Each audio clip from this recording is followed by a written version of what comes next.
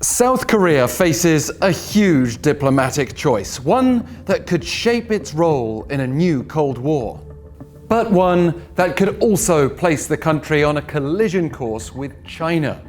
As the United States pushes for a NATO-like alliance in the Indo-Pacific region, pressure's building on Seoul to enlarge its bilateral military alliance with the US to a more collective agreement. The situation's intensified after comments from several high-level American officials. Just last week, US Secretary of Defense Mark Esper said the US will continue to push and expand the so-called Quad, or quadrilateral security dialogue involving the US, Australia, Japan, and India. Esper said that when China has to think about a potential conflict with the United States, it just can't think about the United States. It has to think about the United States and Japan and Australia and Korea, Singapore, and whoever else. But Esper said it would be even better to multilateralize those American alliances, saying the more, the better. Deputy Secretary of State Stephen Biegun also recently made the case for an expanded Quad to include other countries that share similar values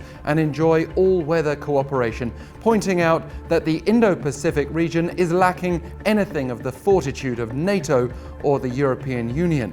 Interestingly, the Quad has its origins in the response to the 2004 tsunami disaster that struck the Indo-Pacific region so hard. And more recently, the COVID-19 pandemic has provided further motivation for cooperation.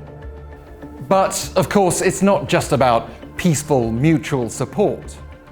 As Secretary of State Mike Pompeo said at the start of this month, the US is promoting the idea that the whole world is uniting around the central understanding that the Chinese Communist Party simply is going to refuse to compete in a fair, reciprocal, transparent way.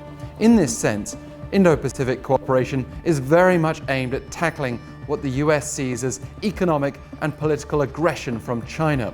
Pompeo is likely to ramp up the pressure on South Korea as he's set to visit next month for the first time since 2018, according to government sources this week, as well as heading to Japan for talks involving the chief foreign envoys of those Quad nations. But South Korea remembers the recent years of economic hardship imposed by China when it retaliated against the installation of America's THAAD missile defense on the Korean peninsula.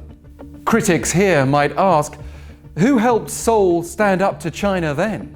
And comments from the South Korean side make clear that economic ties with China are viewed as being potentially vital, as Foreign Minister Kang Kyung-hwa has emphasized her concerns about the impact of heightened tension between the superpowers of the US and China. But she also said at a virtual forum on Friday that while it might look like South Korea's caught in a crossfire, you can also turn that around and say the situation offers Seoul leverage. When directly asked about joining the Quad, she rejected the idea of a multilateral alliance that automatically shuts out the interests of others. Her reluctance to be forced to make a choice is very much in line with the South's strategic ambiguity, which can likely be maintained for now, with a US election coming up and a potential change in course on the horizon.